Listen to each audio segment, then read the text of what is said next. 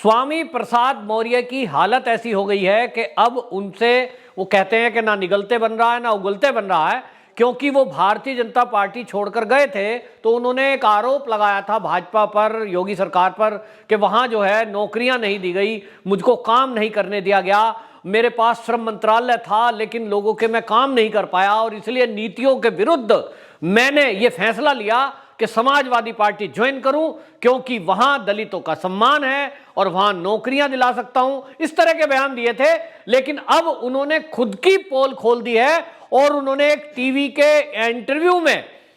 खुद बोलते हुए कहा, जब उनसे पत्रकार ने पूछा कि आप तो खुद श्रम मंत्रालय चलाते थे तो आपको नौकरी, आपने अपने मंत्रालय में क्या काम किया, तो अचानक वो डाटा पेश करने लगे और डाटा पेश करने में उन्होंने बताया कि 2007 यानी योगी सरकार के पहले उत्तर प्रदेश के जो श्रमिक हैं, जो युवा हैं, उनके कल्याण के लिए कोई योजना सरकार की नहीं थी। श्रमिक बोर्ड का गठन, श्रमिक कल्याण बोर्ड का गठन योगी सरकार ने किया आने के बाद। फिर आगे वो बता रहे हैं कि 2009 से लेकर 2017 तक के बीच में, यानी योगी सरकार के आने के पहले, आप देखिए उन्होंने आंकड़े बताए कि 2009 से लेकर 17 तक केवल और केवल 7 लाख श्रमिक लाभ ले रहे थे, यानी उनको कुछ ना कुछ जो बेनिफिट मिल रहे थे, वो सरकार के द्वारा जो मदद की जा रही थी, उनको जो कुछ ना कुछ उसको बोलिए आप मदद के रूप में सरकार जो दे रही थी, वो केवल 7 लाख श्रमिकों को मिल रहा था। लेकिन उन्होंने कहा कि आज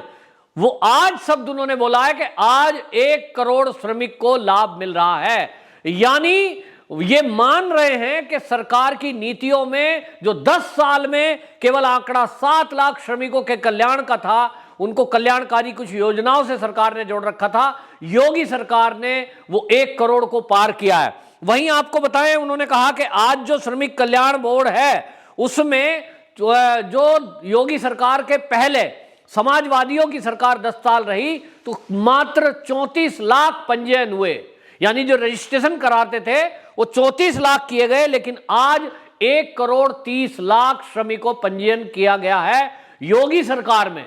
और ये आंकड़े और कोई नहीं, स्वामी प्रसाद मौर्य आज तक चैनल पर बैठकर खुद बोल रहे हैं। जब ये खुद खुलासा कर रहे हैं तो अब समझ में आ सकता है कि ये जो भारतीय जनता पार्टी छोड़ने का बहाना था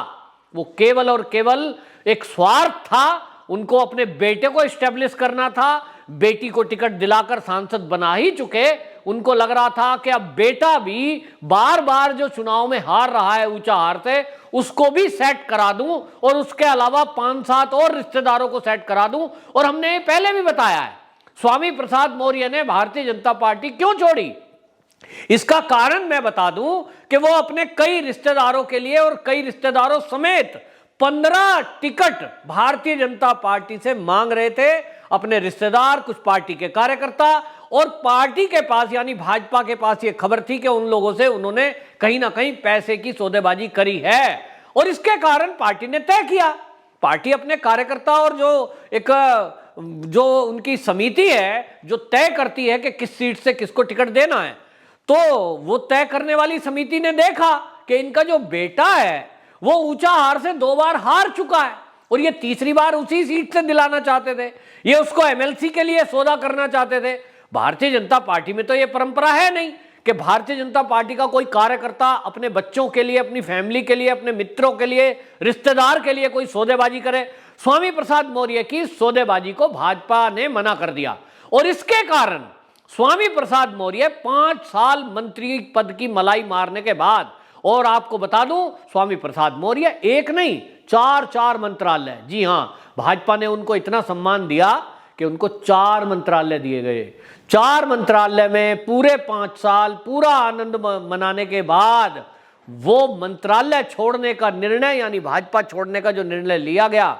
वो केवल और केवल उनके स्वार्थ को दर्शाता है। आज वो कहें कि साहब योगी सरकार में आरक्षण नहीं दिया गया, तो ये इतना बड़ा झूठ है, ये सफेद झूठ है, क्योंकि योगी सरकार में जो लगभग 7.25 लाख नौकरियां दी गई हैं वो पूरा कानून है कि उसमें एससी की कितनी है, एसटी की कितनी है ओबीसी को क्या आरक्षण है, और जो हमारे संविधान के तहत आरक्षण की व्यवस्था है उसके तहत वो आरक्षण दिया गया है। यहां तक कि विकलांग का आरक्षण भी लागू है तो दिया गया है। तो स्वामी प्रसाद मौर्य केवल और केवल अपनी खीज मिटा रहे हैं, क्योंकि अब उनको लग गया कि जिस पार्टी में वो गए हैं, भारतीय जनता पार्टी को जिस कारण से छोड़कर गए हैं, अपने बेटे को सेट कराने के लिए, उस बेटे को तो समाजवादियों ने भी टिकट नहीं दिया। अब इसीलिए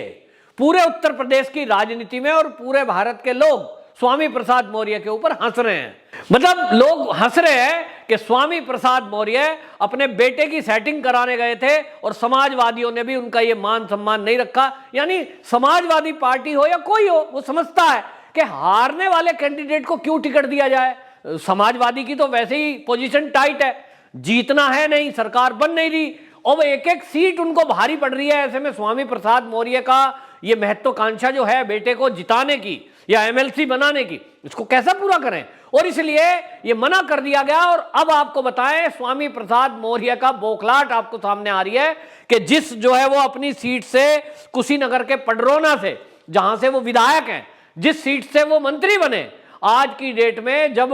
आपको बताएं आरपीएन सिंह जो कि कांग्रेस के राजसी परिवार से आते हैं और कांग्रेस में लीडर रहे, प्रवक्ता रहे, उन्होंने जब भारतीय जनता पार्टी ज्वाइन की है तो क्योंकि उनकी वो परंपरागत जगह रही है और पडरौना से कुशीनगर से उनका वर्चस्व है, ऐसे में जब उनको ये लगने लगा कि अब भारतीय जनता पार्टी पडरौना से या तो आरपीएन सिंह को उतारेगी या तो उनकी पत्नी को उतारेगी, पत्नी उतरेगी तो भी वोटर उधर ही जाएगा, उनका प्रभाव है। और इसलिए स्वामी प्रसाद मौर्य को लग गया है कि जिस तरह से वो भाजपा को धोखा देकर समाजवादियों के साथ हुए हैं और अपने मुंह से बोल चुके हैं कि जो 10 साल में अखिलेश शासन में नहीं हुआ, योगी जी ने उससे कई गुना काम केवल 5 साल में करके दिखा दिया। नौकरी के आंकड़े दिखाए, उन्होंने रोजगारों के लिए पंजीयन की बात बताई कि कहां आप समझ लीजिए केवल जो है 7 लाख श्रमिक को लाभ मिला था, आज वो कह रहे हैं 1 करोड़ को मिला है। 1 करोड़ और 7 लाख में कितना अंतर है। तो इसलिए स्वामी प्रसाद मौर्य की जब ये पोल खुली है, इसी बात से आपको समझवा दूं कि समाजवादी पार्टी में भी स्वामी प्रसाद मौर्य को कोई तवज्जो दे नहीं रहा, उनका कोई मान सम्मान नहीं है, क्योंकि लोग समझ रहे हैं कि ये वो आदमी है, ना ये बसपा का हुआ ना ये भाजपा का हुआ तो ये हमारा क्या होगा। और इसीलिए उनके ऊपर एक ठप्पा लगा दिया गया है गद्दार। और गद्दार को ये सोचते हुए समाजवादियों में भी चर्चा है कि इस व्यक्ति को जितनी सीट ये मांग रहा है, अगर ये दिया तो कहीं ना कहीं ये दुरुपयोग करेगा, ये हो सकता है वापस छोड़कर बिन पैंदी का आदमी फिर से बीजेपी में चला जाए। तो भैया इसलिए क्या करो, इस पे भरोसा मत करो। और इसीलिए आपको बताऊं, समाजवादी पार्टी ने स्वामी प्रसाद मौर्य जितनी टिकट मांग रहा था वो दिए नहीं है और उन पे भी भरोसा नहीं है। अब स्वामी प्रसाद मौर्य क्या करें, भारतीय जनता पार्टी वापस लेगी नहीं, क्योंकि जिस तरह का व्यवहार उन्होंने किया है, जिस तरह की बयानबाजी उन्होंने की है, दलित विरोधी बताकर भाजपा को आरोपी बनाया है, वो बहुत भयंकर है। क्योंकि सब ये कह रहे हैं कि जिसको 4 मंत्रालय दिए गए हों, कल्याण मंत्रालय उनको दिया गया, श्रम मंत्रालय उनको दिया गया, भैया नौकरियां क्यों नहीं लगवाई। वो कहते हैं साहब ये नहीं कह रहे कि नौकरियां निकली नहीं, क्योंकि ये तो एक आंकड़ा है कि लगभग 7.25 लाख वैकेंसियां फिल हुई हैं। निजी क्षेत्र में अगर वो बात करें तो निजी क्षेत्र में भी लाखों नौकरियां लगी हैं योगी सरकार में, और 1.5 करोड़ के करीब वो स्वयं सहायता समूह के जरिए लोगों को जोड़ा गया है। तो जो आंकड़े हैं उसमें स्वामी प्रसाद मौर्य झूठ कैसे बोल सकते हैं। तो उनको लग रहा है कि भाई अब जो है क्या करा जाए,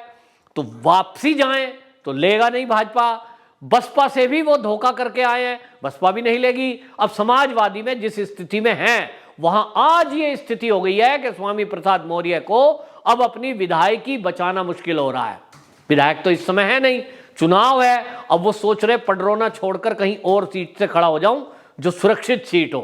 तो बहाना बना रहे हैं, वो क्या कह रहे हैं, पडरौना में तो मेरा कोई चेला भी जीत जाएगा, मैंने इतना काम करा है। अरे अभी तो एक तरफ तुम कह रहे हो योगी जी ने काम नहीं करने दिया। जब योगी जी ने काम नहीं करने दिया तो पडरौना के लोगों का आपने काम क्या किया। इसका मतलब आप एक तरफ झूठ बोल रहे हो और अपने ही झूठ में फंस रहे हो। तो स्वामी प्रसाद मौर्य का झूठ का खुलासा हो चुका है और यह तय है कि स्वामी प्रसाद मौर्य समाजवादी में इस समय केवल अखिलेश की शर्तों पर हैं, उनकी शर्तों पर अखिलेश यादव चलने वाला नहीं है। अब ऐसे में आप देखना चुनाव होंगे, या तो ये सुरक्षित सीट से जाएंगे और वहां से भी जीत पाएंगे कि नहीं, क्योंकि पब्लिक भी समझती है कि जो स्वार्थी लोग हैं वो कौन है, कैसे हैं। और इसलिए स्वामी प्रसाद मौर्य के साथ उनका मौर्य जिसको लेकर वो कहते हैं कि मेरे पीछे है, उनके साथ अब नहीं है। वो उनको समझ में आ गया है मौर्य समाज को कि ये केवल हमारे नाम पर वोट लेकर जीत कर मौज लेने के लिए मिनिस्ट्री में बैठता है, सौदेबाजी करता है, और जो दल साथ देता है उसी के साथ गद्दारी करता है। और इसलिए हम भी इस बार वोट देंगे नहीं, और ज्यादातर लोगों का मानना यह है कि हम भाजपा को वोट करेंगे, योगी को वोट करेंगे। वंदे मातरम।